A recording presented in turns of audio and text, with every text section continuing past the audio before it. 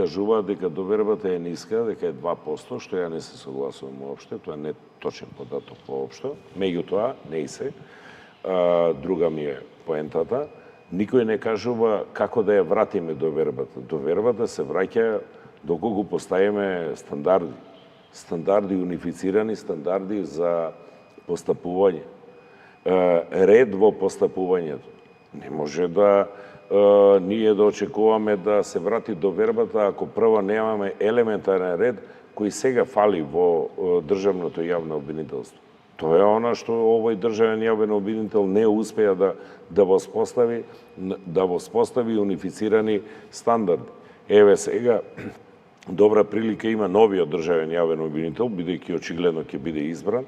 Веднаш има законска основа, член 28 од Закон за јавно обвинителство, да спроведе контрола на законитоста на постапувањето во неколку предмети од сите обвинители по случај на избор.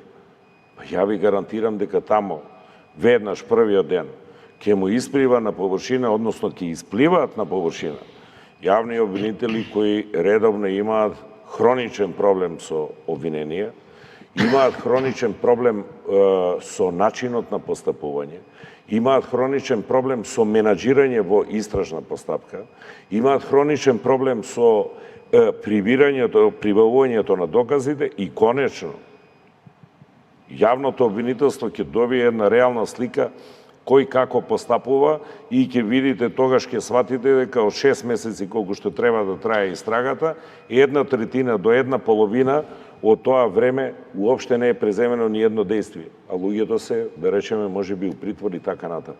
Значи, за ефикасно постапување мора да имаме унифицирани стандарди. Не може стандардите да бидат во овој предмет овакви, а да применуваме некакви екзибиционизми правни во друг предмет како стандарди. Не може во еден предмет да стоиме цврсто на она што законот го вели, вика врз основа на докази, а во друг предмет да правиме некој правен екзибиционизам, па ние ќе се обидеме да докажеме со некакви си други средства и така натаму и така натаму.